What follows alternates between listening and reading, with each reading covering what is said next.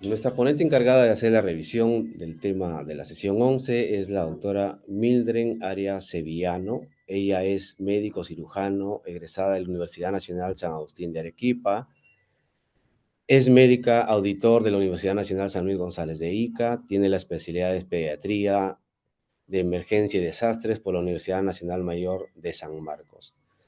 El día de hoy vamos a desarrollar el tema toxicología, urgencias toxicológicas en pediatría. Le damos un cordial saludo a la doctora Mildred Arias Sevillano. Seguramente nos va a ilustrar con sus conocimientos y nos va a permitir el manejo y abordaje adecuado de esta morbilidad pediátrica. A todos los participantes en la reunión los invitamos a hacernos llegar sus preguntas a través del chat para que nuestra ponente nos haga la resolución y podamos tener clara la información sobre el tema que hoy vamos a revisar. Le doy la cordial bienvenida a la doctora Mildred Arias para que nos pueda presentar el tema de revisión del día de hoy. Ah, Buenas tardes, ¿cómo están? Buenas tardes con todos. Gracias por permitirme compartir un poco los conocimientos acerca de las intoxicaciones en pediatría.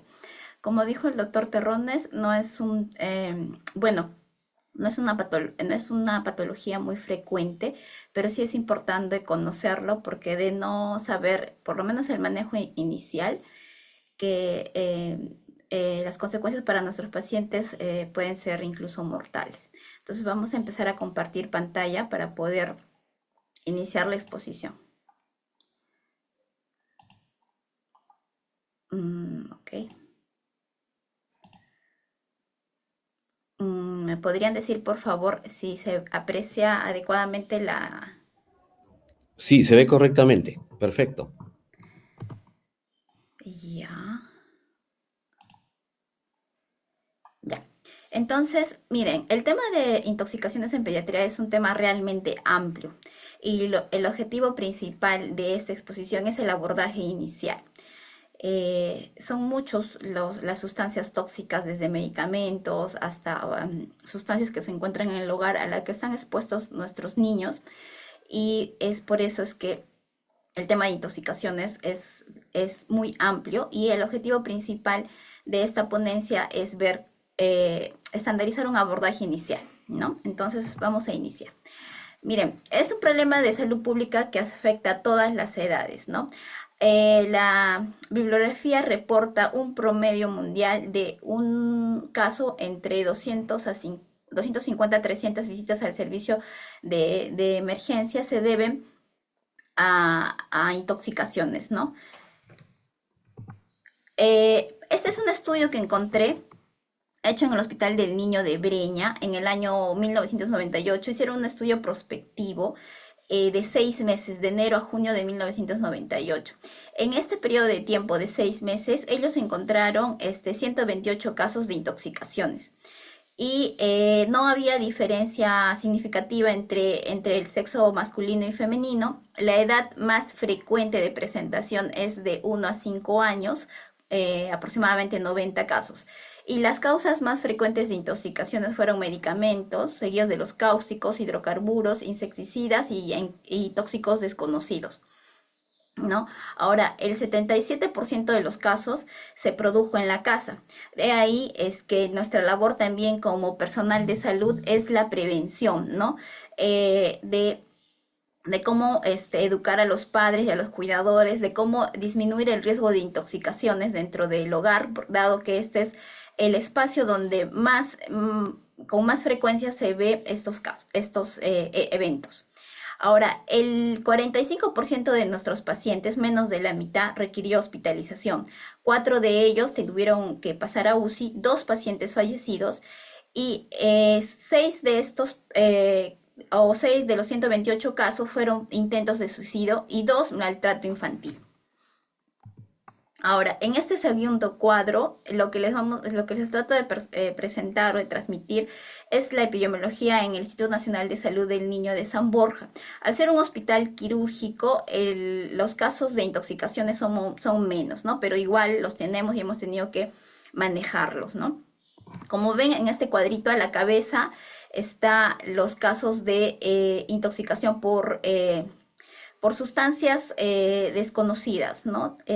Y después de ello los cáusticos y después los órganos fosforados o los carbamatos, ¿no?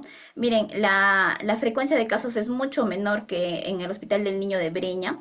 En el 2023 hemos tenido 24 casos, en el 24 17 casos y en el 25 13 casos. En 3 años 54 casos, a diferencia del Hospital Niño de Breña, que en esa época solo en medio año tuvieron 128 casos. Esto probablemente porque nuestra cartera de servicios es diferente. Ok, entonces, ¿pero qué es una intoxicación? La intoxicación es un proceso patológico producido por la exposición, ingestión, la inhalación o absorción de una sustancia tóxica en una dosis que supera la capacidad del organismo para poder metabolizarla, eliminarla o neutralizando, generando efectos adversos en la salud. Es diferente una intoxicación en un niño o en un lactante menor de 6 meses que en un adulto. Por eso es que estar en una población pediátrica indica estar consciente de que la fisiología de un niño, sobre todo cuanto más pequeño es menor que es diferente que un adolescente. Entonces, ¿cuáles son las características en la población pediátrica que lo hace más susceptible a sufrir daños por la ingesta de una sustancia? Primero, que tiene una menor masa corporal, hay inmadurez hepática y renal. No es lo mismo una intoxicación en un neonato, ¿no? Por paracetamol que en un niño o un adolescente. Es diferente, es estar plenamente consciente de que son dos fisiologías diferentes, ¿no? Y por tanto, nuestro manejo va a ser diferente, sobre todo en cuanto al seguimiento y el pronóstico. También la población, los niños, sobre todo los menores de 3 años, son curiosos y tienden a llevarse todo a la boca. Ahí nuestra intervención en la prevención. Y tienen dificultad para verbalizar los síntomas. Seguramente que en su experiencia laboral han visto que las mamás vienen y dicen, creo que se ha tomado este medicamento, ¿no? Tiene lesiones en la piel, pero yo pienso que se ha tomado porque en el frasquito yo tenía más, o ya lo encontré el frasco vacío, o creo que se ha tomado un poquito de lejía, señora, ¿sabe cuánto? Entonces las mamás incluso no están seguras. Y es por eso la gran dificultad básicamente es porque el niño no verbaliza, no sabemos realmente el niño pequeño cuánto ha tomado, cuánto ha ingerido, y este es un reto también diagnóstico y para el manejo de nosotros los pediatras y todo el personal de emergencia.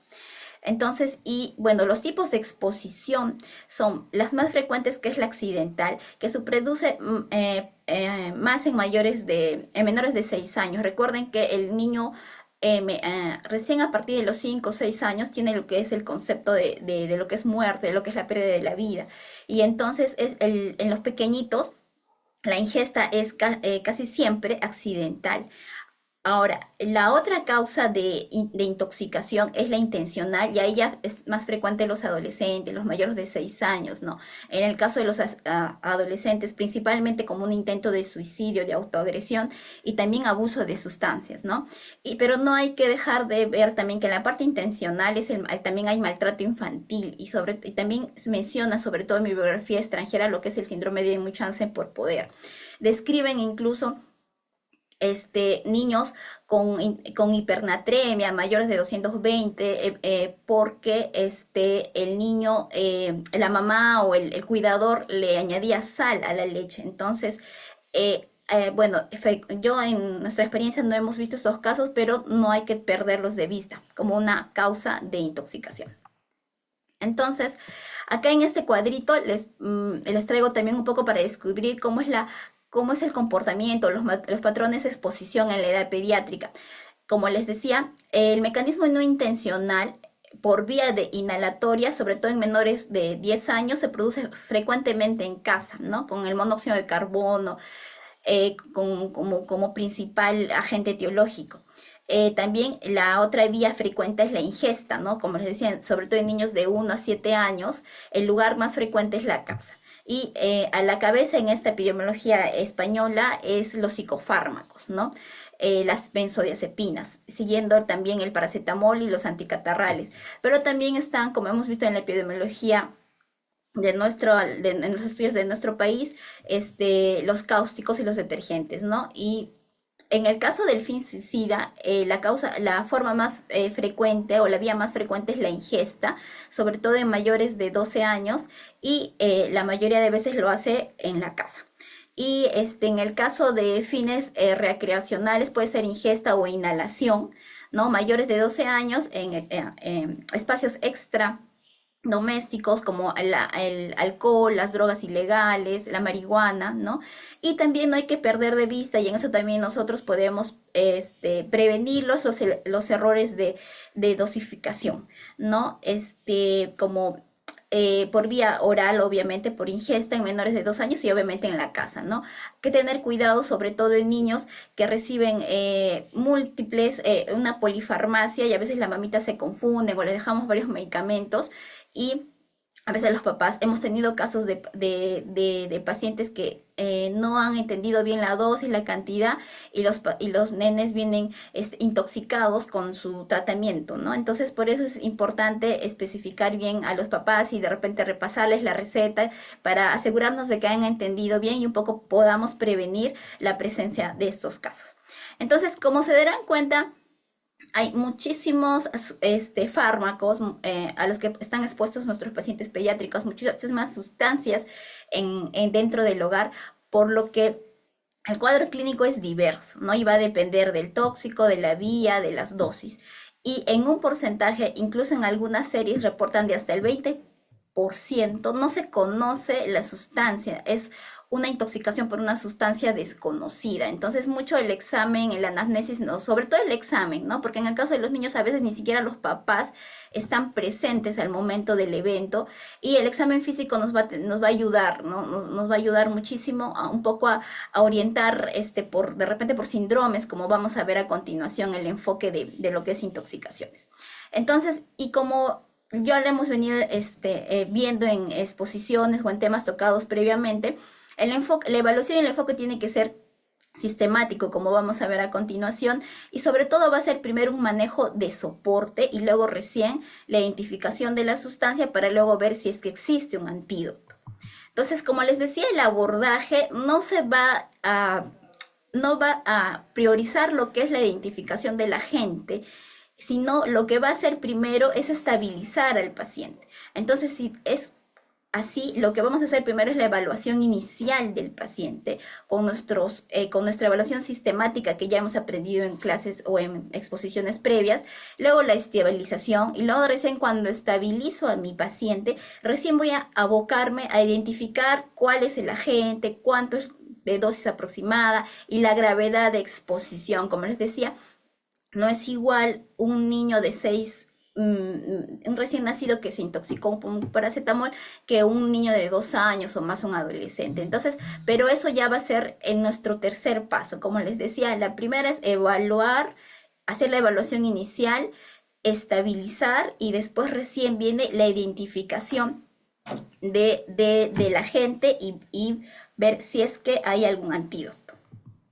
Entonces, como les dije, el abordaje sistemático es evaluamos, intervenimos y reevaluamos para ver si la evaluación estuvo correcta. Entonces, en ese abordaje sistémico, como recordaremos, vamos a hacer lo que es la evaluación inicial, la evaluación primaria y lo que es la evaluación secundaria.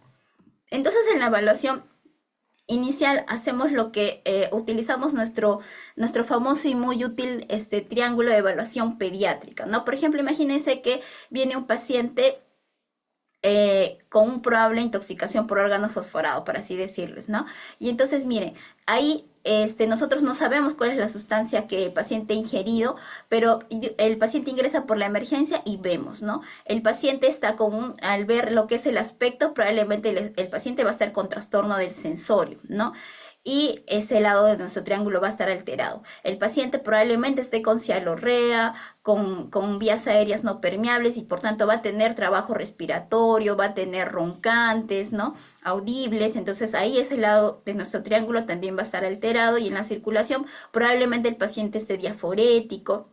¿no? Entonces ya es un paciente que lo hemos manejado con nuestro triángulo de evaluación pediátrica, vemos que está alterado los tres lados y comenzamos a intervenir. De repente vamos a empezar a permeabilizar vía aérea, aspiración de secreciones, empezar a poner oxígeno y entonces ya empezamos a intervenir. Entonces nuestro objetivo no fue identificar la sustancia tóxica, sino estabilizar mi paciente con las herramientas que ya conozco y esto debe ser en un espacio, en un tiempo de no más de 20 segundos, ¿no? Como ya sabemos.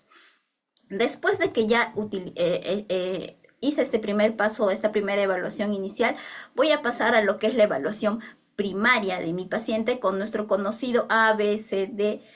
Bueno, y en este caso se va a añadir la descontaminación en caso sea necesario y bueno, la exposición, ¿no? Entonces, miren, la vía aérea, como ya lo hemos comentado en la diapositiva previa, entonces tenemos que tener el posicionamiento de la vía aérea, aspiración de secreciones, ¿no? Incluso ya en este paso o de repente en el paso previo va a ser necesario la intubación, ¿no? Em, por ejemplo, si nuestro paciente ha ingerido cáusticos y ha tenido compromiso de la vía aérea y hay un estridor, marcado, entonces probablemente mi paciente ya vaya a necesitar intubación, ¿no? En el AB, la respiración, entonces el paciente tenemos que evaluar el patrón respiratorio, si hay signos de dificultad respiratoria, ¿no?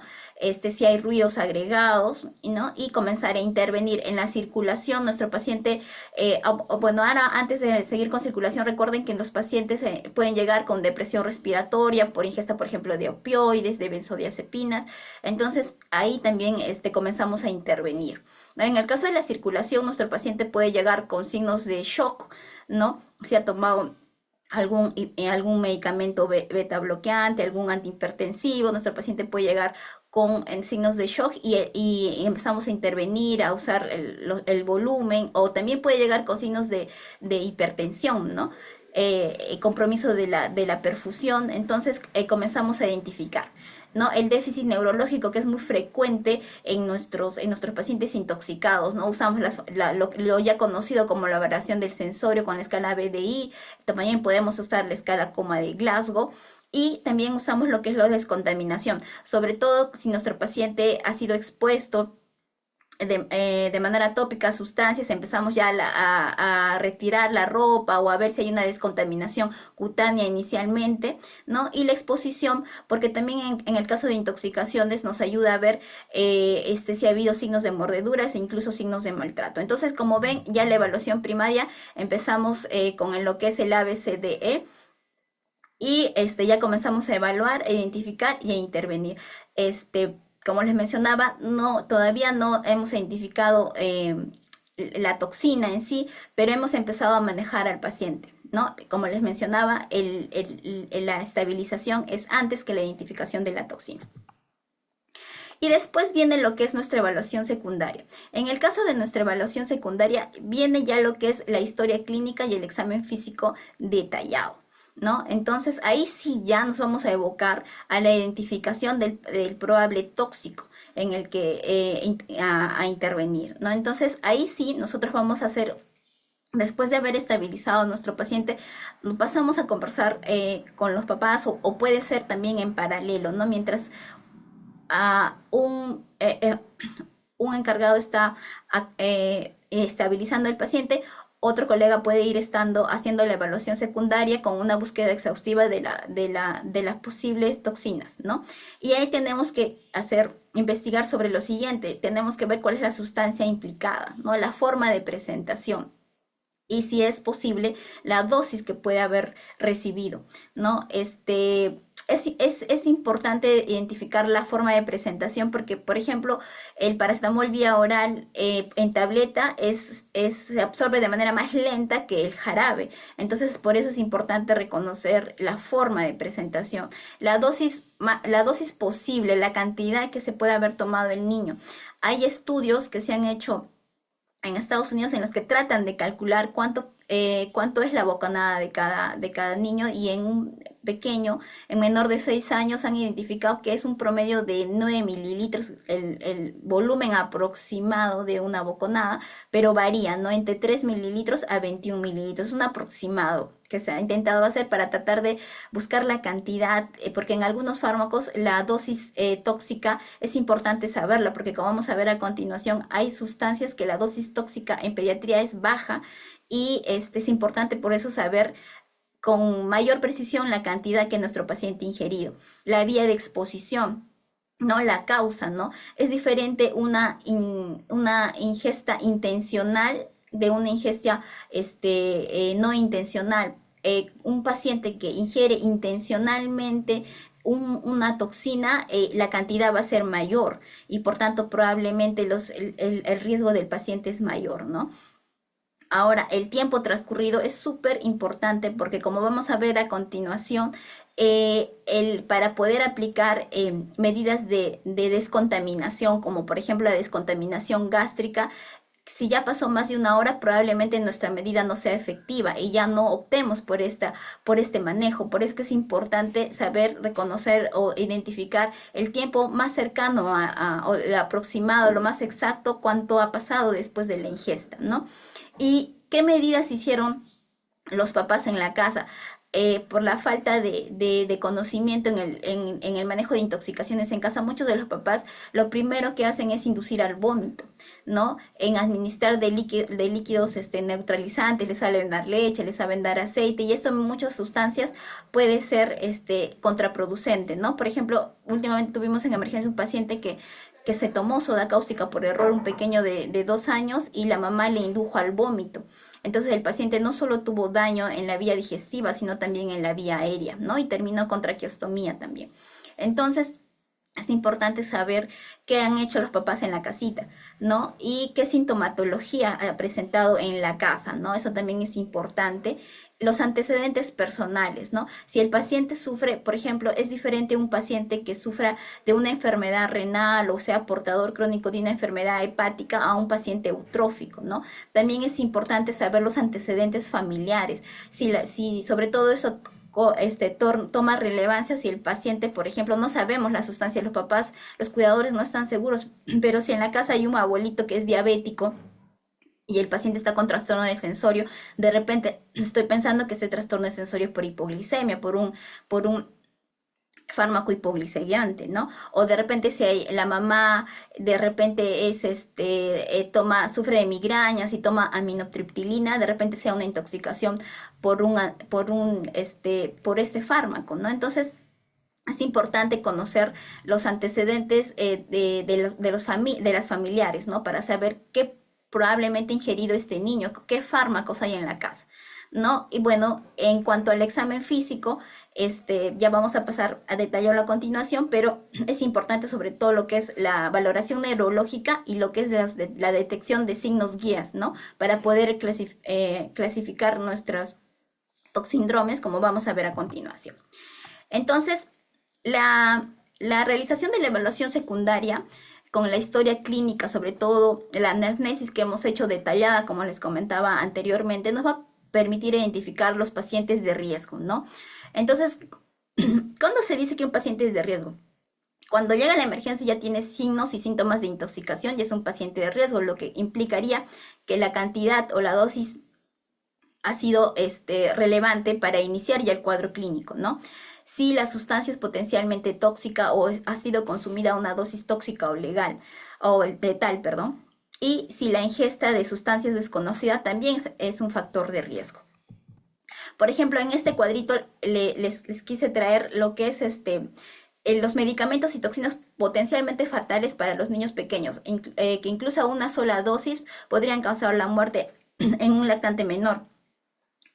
Por ejemplo, acá, miren, de los que frecuentemente tenemos en nuestro país, perdón, tenemos, por ejemplo, los betabloqueadores, el propanolol y el metoprolol. Las dosis mínima letal no está estimada, pero podrían generar convulsiones, hipoglicemia, bradicardia e hipotensión. Pero mire, por ejemplo, tenemos las antagonistas de calcio como el nalodipino o el nifedipino, a dosis de menos de 40 miligramos por kilo pueden generar bradicardia o hipotensión.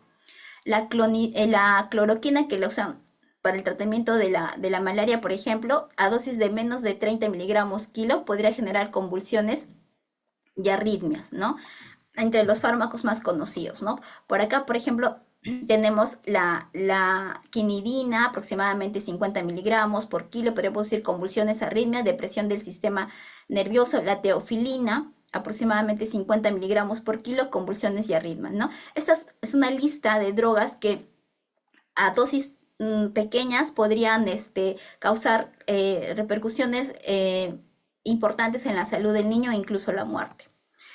Y acá les traigo en este cuadrito las dosis tóxicas de los fármacos más frecuentes. Por ejemplo, el paracetamol, que lo usamos con mucha frecuencia nosotros. Y entonces, miren, en niños pequeñitos, en neonatos y menores de 3 meses, la dosis tóxica de paracetamol, una dosis única de 75 miligramos por kilo, ya puede generar intoxicación en los pacientes, ¿no?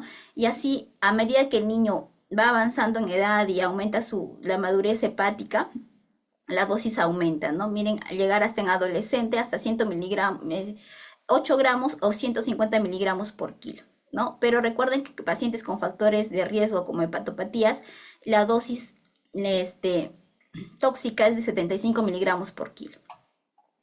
Igual acá tenemos el ibuprofeno, la aspirina y bueno, acá también tenemos los opiáceos, ¿no? Que se los vamos a dejar para que tengan a la mano estas dosis que pueden generar intoxicación. Por ejemplo, solamente por mencionar los antihistamínicos que muchas veces son usados de manera muy frecuente, incluso en niños menores de 2 años, en las que no se recomienda su uso. Si la dosis supera 4 veces la dosis terapéutica, podría ser causa de intoxicación. Bueno, esto es otro cuadrito para ver, por ejemplo, las benzodiazepinas. 5 veces la dosis terapéutica ya puede causarnos intoxicación. Entonces, el examen físico tiene que ser una evaluación continua, porque recuerden que hay muchos fármacos que van a ir manifestando los cambios en los síntomas y signos a medida que pasa las horas, ¿no? Por ejemplo, el paracetamol, los primeros de 24 horas va a ser asintomático y después recién va a empezar los síntomas. Entonces, por eso es que si tienen un paciente con intoxicación de sustancias, sobre todo desconocida o sustancia conocida, hay que saber la farmacocinética y estar en una evaluación constante, porque el examen físico del paciente puede cambiar en el transcurso de horas o días, ¿no? Entonces, en el examen físico predomina lo que es la evaluación del estado mental, los signos vitales es importante.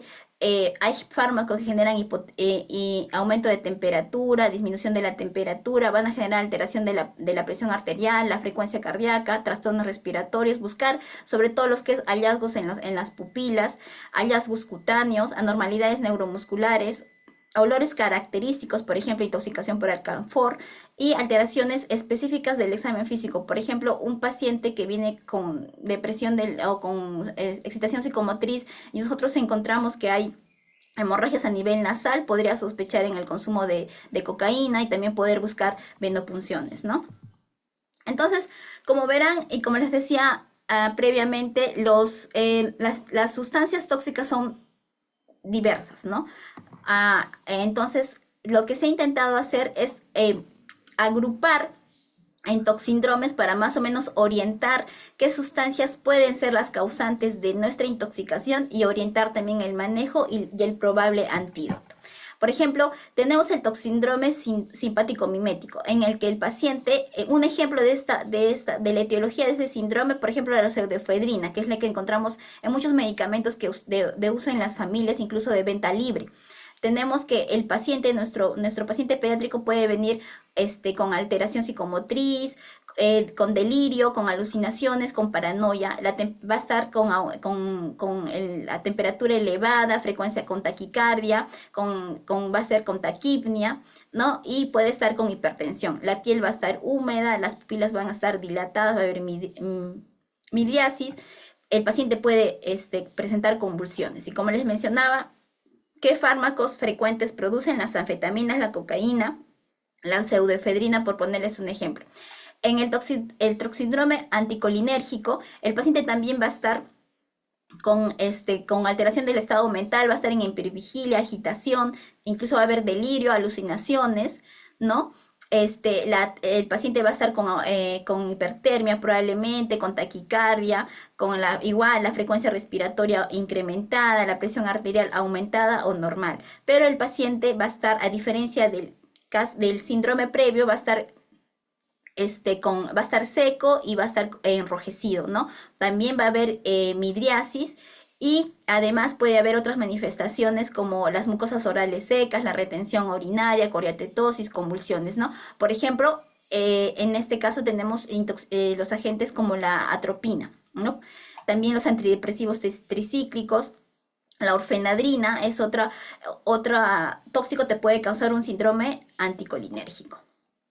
Pero si tenemos un paciente que está con alucinaciones, con distorsión, con alucinaciones visuales, sinestesias, despersonalización, podemos, por ejemplo, presentar además hipertermia, taquicardia o también la frecuencia cardíaca normal, la taquimia o frecuencia respiratoria normal o la presión arterial normal o aumentada.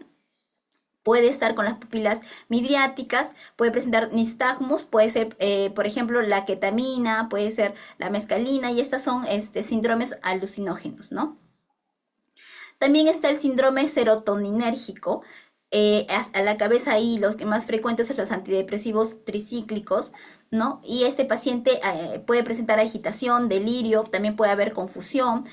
Puede haber hipertermia, taquicardia, taquipnia, hipertensión. El paciente va a estar con vasodilatación, o sea, se le va a ver enrojecido, las pupilas van a estar dilatadas, el paciente puede presentar temblor, movimientos oculares, incluso diarrea.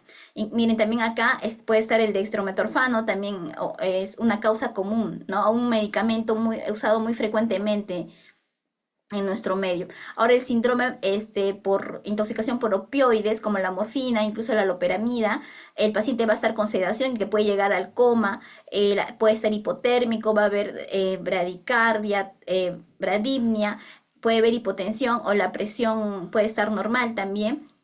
Las pupilas van a estar mióticas, ¿no? Y el paciente puede cursar con edema pulmonar, ¿no? Puede desarrollar hipotensión, ¿no? Como les mencionaba, la morfina, la loperamida, perdón. Y el otro síndrome es el sedante hipnótico, como las benzodiazepinas. El paciente obviamente va a ser con trastorno del sensorio, con depresión del sensorio, va a haber sedación, confusión, estupor, incluso coma. El paciente va a estar y puede haber disminución de la temperatura, tanto la frecuencia cardíaca, la frecuencia respiratoria como la presión arterial van a estar disminuidos. Las pupilas puede ser variable y el paciente además puede estar va a estar con nistagmus, ¿no? Puede incluso, como les decía, llegar al coma, ¿no? Y como último, otro toxíndrome es el toxíndrome colinérgico, ¿no? Ahí están los órganos fosforados. Va a haber, el paciente va a estar con confusión, puede estar con sedación, estupor o incluso coma. La temperatura puede estar normal, la frecuencia cardíaca puede estar baja, la frecuencia respiratoria disminuida, la presión disminuida normal, el paciente se le va a notar diaforético, las pupilas van a estar mióticas, pero además el paciente puede producir convulsiones, salivación, incontinencia urinaria y fecal, vómitos, broncorrea, fasciculaciones y debilidad, ¿no? Entonces, como hemos visto, se ha tratado de agrupar en toxíndromes dentro de las toxinas o los fármacos más frecuentes para poder orientar un poco nuestro diagnóstico inicial de la probable toxina que puede estar causando el cuadro de nuestro paciente. Ahora, en cuanto a los exámenes auxiliares, en nuestro paciente va a depender mucho de lo que observemos en nuestra evaluación secundaria, inicial, primaria y secundaria, ¿no? Entonces, pero inicialmente o lo que se suele pedir es, por ejemplo, empezando con la glicemia. Si hay trastorno del sensorio, podríamos pedir inicialmente un hemoglucotest y eso ya nos puede orientar, pero también es necesario pedirle lo que es glicemia central, ¿no? También pedir un AGA con lactato para medir el estado ácido base, que también nos va a permitir valorar lo que es el estado de oxigenación y la ventilación. Y esto es, sospechamos, por ejemplo, por intoxicación por monóxido de carbono, es súper importante. Los electrolitos, para medir lo que es la función renal y lo que es el anión GAP, el nitrógeno ureico, tanto en sangre, la creatinina, la urea, la osmolaridad sérica, sobre todo si sospechamos ingestión de alcoholes tóxicos o con presencia de acidosis con brecha iónica elevada, ¿no? Luego el TGO y el TGP, sobre todo si estamos sospechando de una sustancia hepatotóxica, como por ejemplo el paracetamol, el perfil de coagulación, por ejemplo, cuando hay niños que vienen con intoxicación por cumarínicos, concentración sérica en este caso específico, las concentraciones séricas si se puede, del medicamento, ¿no? Dosaje, por ejemplo, de fenitoína, de fenobarbital, si creemos que esa es nuestra causa de intoxicación, o también del paracetamol, ¿no? Las concentraciones séricas de salicilatos también se pueden dosar. Y en orina, las pruebas de tiras reactivas para lo que es el dosaje de cetonas, mioglobulinas o etilenglicol. Y también se da el caso, pruebas de embarazo y el electrocardiograma. Por ejemplo, mire, muchos fármacos generan alteración del electrocardiograma. Por ejemplo, hay fármacos que generan, por ejemplo, bradicardias y bloqueos. Por ejemplo, los beta bloqueadores, que son los de frecuente uso dentro de nuestras familias, ¿no? Los alfa-adrenérgicos. Por ejemplo, los órganos fosforados pueden generar bradicardia y bloqueo. Por eso es importante pedir el electrocardiograma. Taquicardia supraventricular, sobre todo los simpático-miméticos. Miren, la cocaína, las anfetaminas, la intoxicación por cafeína pueden generar taquicardia supraventricular. Mira, los antihistamínicos incluso pueden generarla, ¿no? Entonces es importante tener en cuenta el ecocardiograma.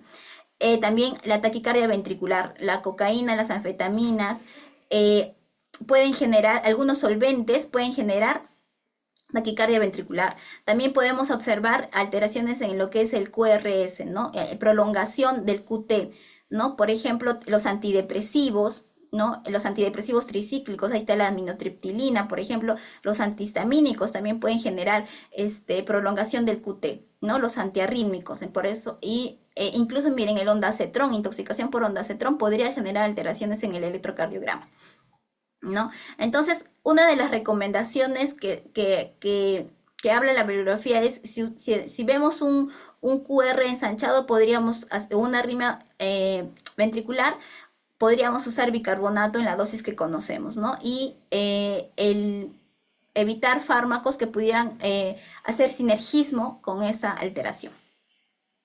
Ahora, por ejemplo, miren, hay fármacos que producen alteración del anión GAP, ¿no? Como les mencionaba, los alcoholes, el metanol, el etilenglicol, ¿no? E incluso el hierro, la intoxicación por hierro pudiera generar alteraciones en el anión GAP de la toma de AGA con electrolitos nos va a permitir hacer esta dosificación. Entonces, otras pruebas que podemos pedir son las pruebas toxicológicas, ¿no? Sobre todo cuando están indicadas estas pruebas, ¿no? El famoso psicotox. Cuando hay exposición a sustancias tóxicas ocultas, no sabemos exactamente cuál es, podríamos pedir un psicotox. Hay incertidumbre sobre el diagnóstico de intoxicación, ¿no? El paciente está con coma de etiología desconocida.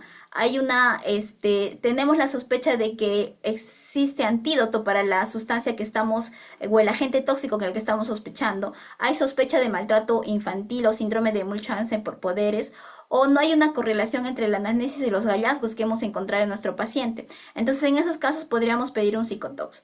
En nuestra ciudad, la Facultad de Farmacia y Bioquímica de la Universidad San Marcos presta estos servicios. Es más, este es el primer centro toxicológico del Perú. Si ustedes tienen un paciente con intoxicación, ya sea que han identificado la sustancia o no, o es una sustancia desconocida, ustedes pueden llamar al teléfono fijo o comunicarse al WhatsApp de esta institución. Ellos atienden 24/7 y nos pueden apoyar en lo que es el manejo de de nuestro paciente, ¿no? Y ellos realizan el psicotox y el citotox en orina o en sangre se puede hacer en el caso de drogas de abuso, medicamentos, plaguicidas, metanol, solventes, metales pesados, eh, eh, sustancias orgánicas, tóxicos metálicos y no metálicos, tóxicos volátiles y gaseosos. Entonces, ellos prestan el servicio para identificación de estas sustancias, ¿no? Que les detallo a continuación. Y como les digo, importante conocer este teléfono y este WhatsApp porque ellos nos pueden ayudar en el manejo de nuestro paciente. En cuanto a la evaluación radiológica, en la radiografía de tórax se indica cuando hay exposición a inhalación, sobre todo hidrocarburos o sustancias volátiles, ¿no? El queroseno, los derivados del petróleo, y estamos sospechando que nuestro paciente pudiera ser en las siguientes horas una neumonitis química, ¿no? Entonces es importante la toma de la radiografía. Si nuestro paciente presenta síntomas y signos respiratorios, también está indicado la radiografía. Si hay lesiones concomitantes, obviamente si hay traumatismos asociados a lo que es la intoxicación, también podemos tomarle radiografía. Si estamos sospechando además que hay cuerpos extraños o en el caso ya para valorar nuestro manejo, ¿no? Como la colocación de tubos endotraqueales, tubos nasogástricos y vías centrales. Ahora, la tomografía de cerebro solamente está, bueno, la tomografía en general no es una examen de primera línea en intoxicaciones, pero si estamos sospechando o no hay por ejemplo, no hay una correlación clínica con lo que nos cuenta el paciente con lo que allá nosotros vemos, observamos en el examen físico, podríamos tomar, y hay compromiso del sensorio, podríamos tomar una tomografía, ¿no? O de repente si estás pensando que tu fármaco, que tu tóxico está asociado a compromisos del sistema nervioso central, como por ejemplo la cocaína, que puede ver hemorragias intraqueanales o puede ver edema cerebral, podrías tomar una tomografía, ¿no? Por ejemplo, ¿a qué sustancias tóxicas están asociadas a edema pulmonar? Por ejemplo, todo lo que son los hidrocarburos, ¿no? Los derivados de petróleo, queroseno, gasolina. En estos casos podríamos priorizar la radiografía de tórax, por ejemplo, ¿no? Y hay muchas otras sustancias tóxicas asociadas a disfunción respiratoria, ¿no? Como hemos mencionado, la cocaína, la cafeína, los anticolinérgicos, entre otros fármacos, ¿no?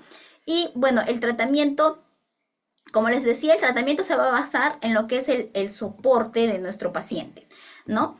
Primero la vía aérea y la respiración. Entonces, lo que primero que vamos a hacer es, en el caso sea necesario, la protección de la vía aérea mediante la intubación endotraqueal, ¿no? ¿En qué casos está indicado? Así no conozca cuál es la sustancia, si nuestro paciente tiene estado mental deprimido, ¿no? Debido al alto riesgo de aspiración y complicaciones asociadas, voy a tener que hacer la intubación. Y sobre todo si tengo un paciente que está un compromiso del sensorio, que no puede mantener permeables sus vías aéreas y es necesario hacerle la descontaminación gástrica, entonces tengo que intubarlo antes de hacerle la descontaminación gástrica para disminuir el riesgo de aspiración, ¿no? Si mi paciente está con trastornos ácido vaso graves, hay distrés respiratoria, insuficiencia respiratoria, pues tengo que proceder a lo que es la intubación.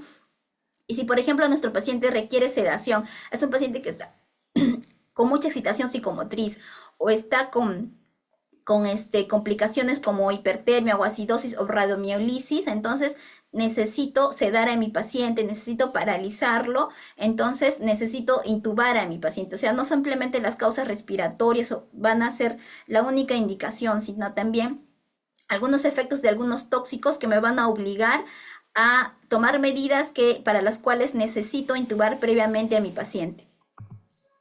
Por ejemplo, en la parte circulatoria, lo que es la hipotensión, lo vamos a manejar muy parecido. Si mi paciente está con hipotensión, pues inicio con lo que es expansión de volumen, ¿no? De repente, si estoy pensando que es un tóxico que va a generar cardiotoxicidad, empiezo con 10 mililitros kilo dosis, ¿no? Y voy midiendo, ¿no? Voy viendo cómo es la respuesta de mi paciente. Hay, por ejemplo, el uso de vasopresores. Antes de usar un fármaco en un paciente que esté con sospecha de intoxicación, tengo que más o menos encuadrar cuál es mi sospecha, ¿no? Por ejemplo, si yo sospecho que mi paciente está con hipotensión por una ingestión de antidepresivos tricíclicos, sugieren no usar de primera línea la dopamina o la dobutamina, sino iniciar con noradrenalina. Entonces, tener en cuenta que tratar de analizar previamente al uso de qué medicamento voy a usar, teniendo en cuenta siempre la interacción con el tóxico que probablemente está alterando el medio interno de mi paciente. Si hay hipertensión por excitación psicomotriz, puedo usar benzodiazepinas, ¿no? Ahora, si hay hipertensión con alguna falla o algún compromiso orgánico, priorizo el nitroprusiato, el osmolol o la fentolamina, ¿no? No se recomienda el uso de beta bloqueadores solo para pacientes con hiperactividad simpática, por ejemplo, la cocaína, ya que puede provocar un efecto adverso, ¿no? Si mi paciente está con efectos simpaticomiméticos asociados a ingesta de cocaína, es preferible no usar beta bloqueantes, ¿no? Si hay taquicardia ventriculares, puedo usar lidocaína, amiodarona o cardiolación o desfibrilación, ¿no? Si hay taquicardias ventriculares que se producen en un contexto de un antidepresivo tricíclico, es recomendable usar el bicarbonato de sodio porque es el medicamento de primera línea, ¿no? Y en el caso de bradiarritmas asociados a hipotensión, el tratamiento estándar recomiendan es la atropina o marcadores temporales. Entonces, como le ven, si voy a usar un fármaco que habitualmente uso para el manejo tanto de la hipotensión como de la hipertensión, hay que tratar de darnos unos segundos para averiguar cuál podría ser la interacción con la sustancia que estoy suponiendo que es la causa de la intoxicación de mi paciente. En el cuanto al déficit neurológico, en el caso de convulsiones, si es posible identificar ya el tóxico y dar el antídoto, ese va a ser el manejo ideal para las convulsiones, pero también puedo usar benzodiazepinas, fenitoína en el caso es de elección, en el caso hay convulsiones asociadas a propanolol, pero se dice que la fenitoína, por ejemplo, está contraindicada en el caso de intoxicación por teofilina, ¿no? El mismo principio, ¿no? Evaluar primero la interacción del fármaco que voy a usar con la posible toxina, ¿no? Darse un minuto para hacer el estudio breve de la interacción que puede haber entre los dos fármacos usados, ¿no? Si hay agitación psicomotriz, como les mencionaba, puedo usar benzodiazepinas, ¿no? Pero también puedo usar aloperidol, risperidona, ¿no? Y tratar de identificar toxindromes y usar el agente o el antídoto específico para mi toxindrome. Y ahora vamos a pasar un poquito a lo que es descontaminación gastrointestinal, ¿no? La descontaminación gastrointestinal, el objetivo es reducir la absorción de las toxinas en el tracto gastrointestinal y puede ser útil en ciertas circunstancias, ¿no? Nosotros vamos a tomar la decisión de hacer la descontaminación dependiendo del tipo y la cantidad del tóxico, ¿no? Si es un álcali o un cáustico, obviamente no está contraindicado la descontaminación gastrointestinal, por eso tenemos que tener en cuenta cuál es la toxina, ¿no? Hay que, otro determinante importante para definir si sí voy a hacer o no voy a hacer la descontaminación es el tiempo. Como les mencionaba, lo ideal es 1 hora después de la ingesta, algunas veces 2, y algunas veces, si es que si estamos suponiendo que el fármaco como que se ha indicado es de acción prolongada o es un fármaco que tiene, las cápsulas de acción prolongada, podríamos valorar hacer la descontaminación, pero en líneas generales es un ideal 1 hora, máximo 2 horas, ¿no? Como les decía, en el cuadrito a continuación, el tiempo es de 1 a 2 horas, dependiendo de la cantidad, ¿no? Si ha ingerido muy poca sustancia tóxica, no valdría la pena hacer, ¿no? Pero tengo que tener en cuenta más o menos el volumen, si de ser posible el reconocer el volumen, ¿no?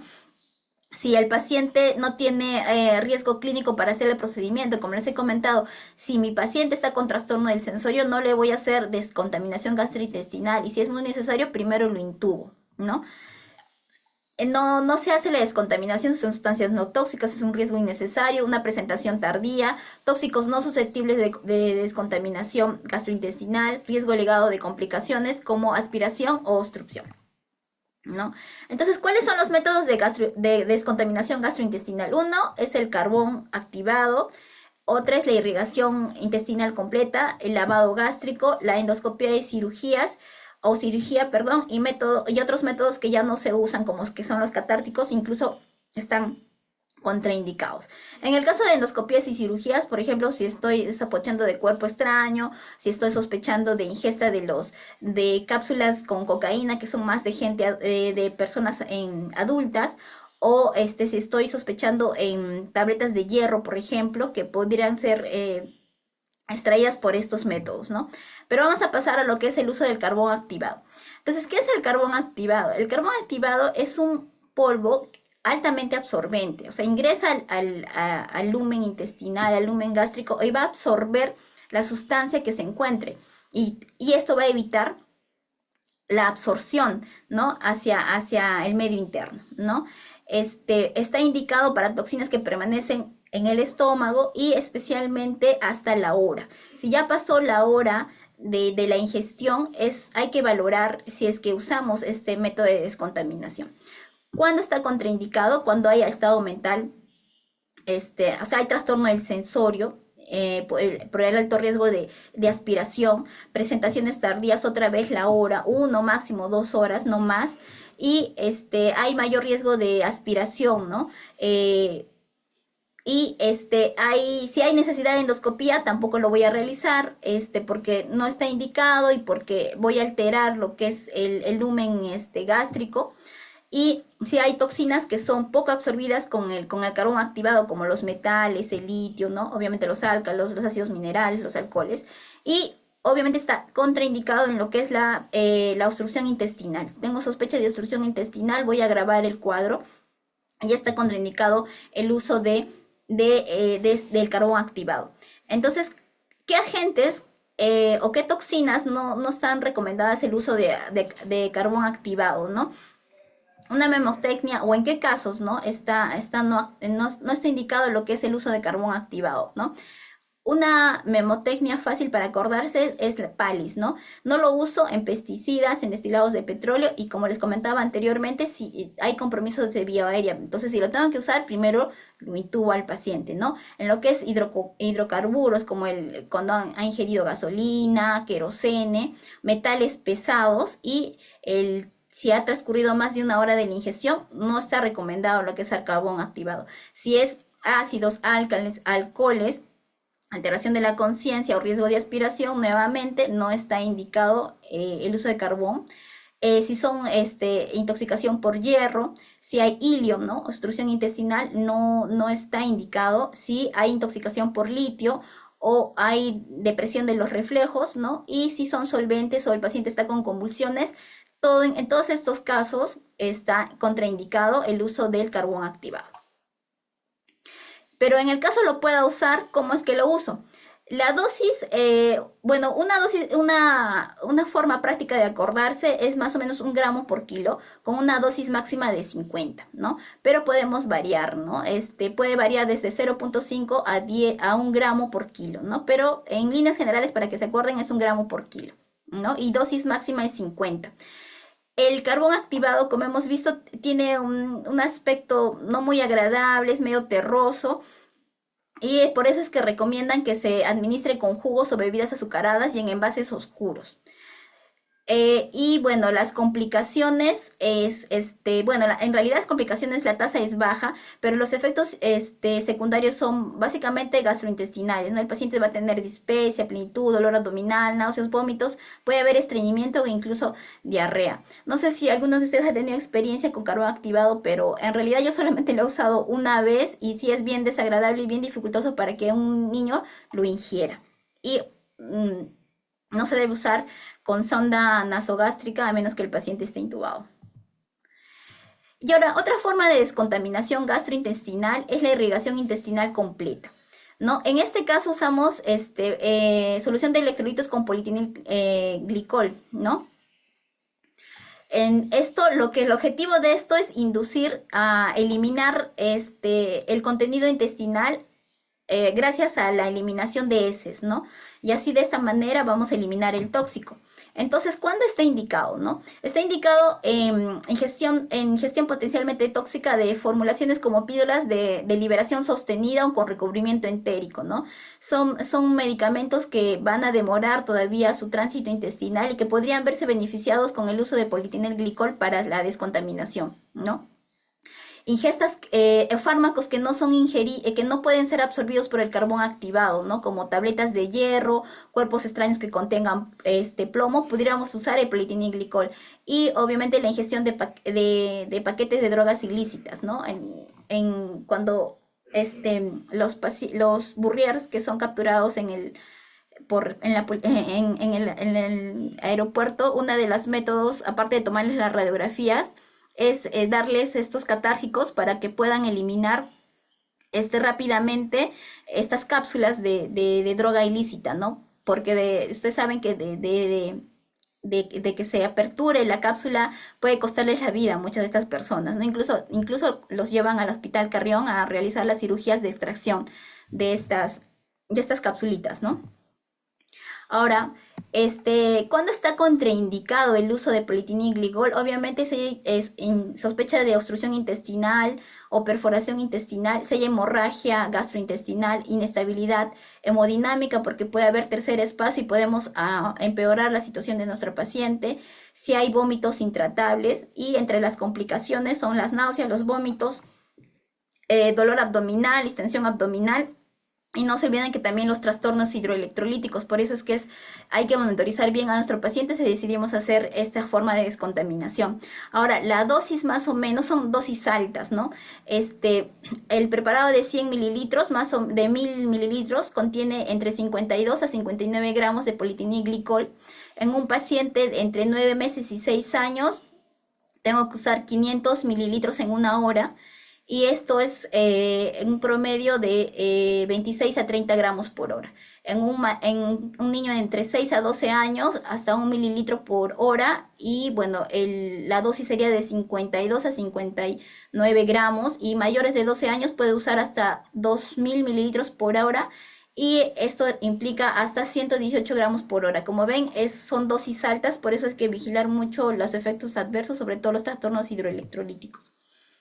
Ahora, el lavado gástrico, solamente, bueno, cada vez cae en desuso y se usa en ciertas indicaciones estrictas, como lo que es si el paciente, la ingestión del tóxico es antes de una hora, el tóxico es potencialmente letal en pequeñas dosis, no tiene antídoto específico, no se absorbe adecuadamente con carbón activado, el paciente no ha vomitado, ¿no? El tóxico, y no es posible otra medida más segura como carbón activado o irrigación intestinal. Como ven, el lavado gástrico cada vez no está, se está cayendo en desuso porque tiene muchos riesgos, ¿no? Y obviamente, como les comentaba, los beneficios tienen que superar claramente los riesgos para poder realizarlos, ¿no? Entonces, ¿en qué casos podría usarse antidepresivos tricíclicos si nuestro paciente lo ha ingerido una hora antes? Y debido a que ese es altamente tóxico, no va a generar incluso arritmias, ¿no? Bloqueantes de los canales del calcio, beta-bloqueadores, sustancias de liberación prolongada, ¿no? El hierro, el litio, o sustancias altamente tóxicas en dosis pequeñas. Entonces ahí podríamos tener ciertos beneficios teniendo en cuenta la hora, sobre todo, para poder hacer un lavado gástrico. ¿Cuáles son las contraindicaciones? Si mi paciente está inconsciente, obviamente no voy a hacerle lavado gástrico, ¿no? Si hay ingesta de cáusticos o álcalis, que son sustancias corrosivas, está contraindicado. Si hay ingestas de hidrocarburos de bajo punto de evolución, como el queroseno o las gasolinas, me corre el riesgo de aspiración y causar más un daño que un beneficio. O si hay obstrucción o perforación gastrointestinal, está contraindicado. Y obviamente los riesgos son la aspiración pulmonar, la hipoxia, el laringoespasmo, perforación gástrica, riesgo de hemorragias, bradicardia por un reflejo vagal y desequilibrio hidroelectrolítico.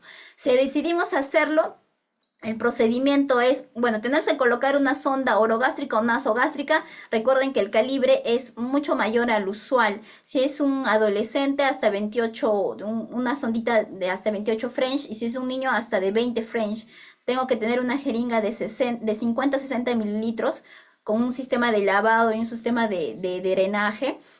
Tengo que usar suero fisiológico tibio, no un sistema colector, aspiración, en el caso de mi paciente vomite, la posición adecuada es de cúbito lateral izquierdo en posición del emburo, o sea, la cabecita tiene que estar más baja que el resto del cuerpo y introducir la sonda lubricada y comprobar que realmente estoy en la posición gástrica, ya sea con la aspiración o incluso indican si es necesario una radiografía y hay que instalar lentamente entre 10 a 15 mililitros por kilo, pero no con un máximo de 300 mililitros. Y esa es la posición más conveniente para realizar el lavado gástrico, ¿no? Y en esta última diapositiva lo que les estoy tratando de traer son los antídotos para determinados envenenamientos como la N-acetilcisteína para el paracetamol y con sus dosis adecuadas, ¿no? La atropina para intoxicación por carbamatos o órganos fosforados, ¿no? Entre los más frecuentes, por ejemplo, en caso de intoxicación y envenenamiento por hierro, la deferoxamina, ¿no? Y ya están sus dosis de 5 a 15 miligramos, entre otros fármacos o antídotos conocidos. Y eso sería todo. Muchísimas gracias.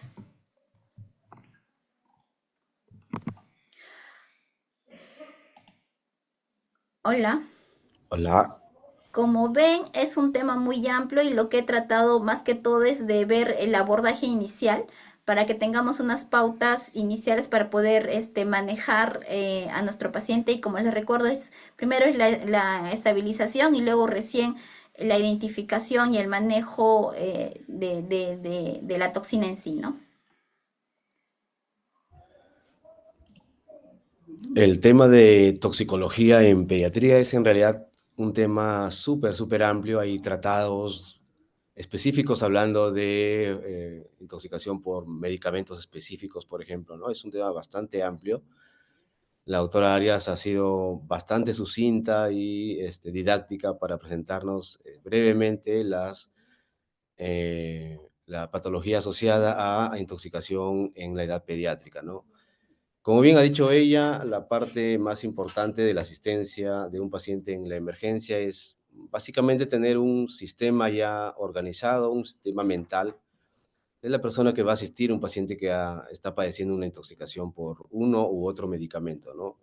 La parte más importante siempre es la valoración clínica, no olvidarnos de ello, ¿verdad? Recordemos que en las diferentes clases que venimos llevando aquí en las capacitaciones del instituto, siempre estamos recordando esta sistemática de evaluación que nos debe permitir evaluar cualquier patología pediátrica, también es perfectamente aplicable para el abordaje de los pacientes con intoxicaciones en pediatría. No olvidarnos de nuestras herramientas clínicas, que son el triángulo de evaluación pediátrica, el cual rápidamente va a permitir calificar el estado clínico de un niño, ¿no?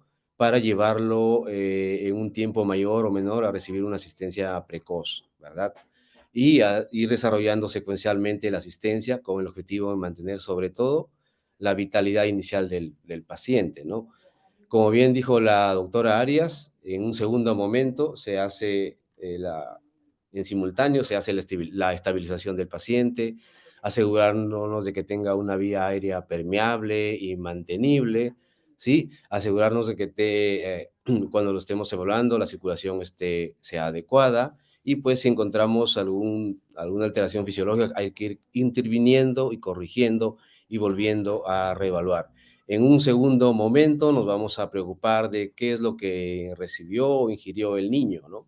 Para poder brindar el tratamiento específico de la sustancia que está generándole la disfunción al niño.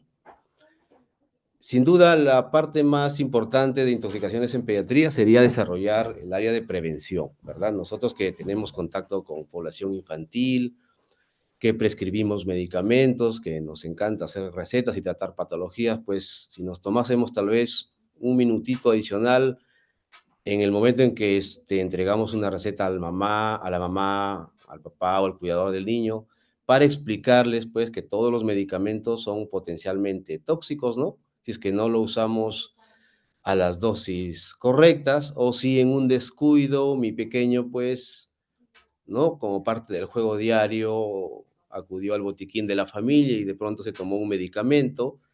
A veces la mamá está tan ocupada en sus quehaceres diarios o el niño está con otro cuidador y no se percatan de la circunstancia Y bueno, pues a esos los llevan a la emergencia en un estado de inestable, encefalopático, con trastorno de la conciencia. Y pues nosotros nos preguntamos qué pasó, ¿no? En realidad, el detalle de el entorno que cuida al niño tiene que estar familiarizado con qué, por ejemplo, medicamentos hay en la habitación del niño, en la casa, para poder al menos hacer una elucubración de qué es lo que pudo haber ingerido el niño y nosotros tomar las precauciones al momento de la atención, ¿no? Eh, nos preguntan por... esto es una consulta frecuente en la emergencia. Uno de los participantes nos pregunta por qué pasa con la ingesta de la parte de mercurio de los termómetros. ¿Qué intervención podríamos hacer cuando un niño, por ejemplo, la mamita le toma la temperatura y por ahí se ingiere el componente del mercurio de los termómetros? ¿Nos podría brindar alguna orientación, doctora Arias?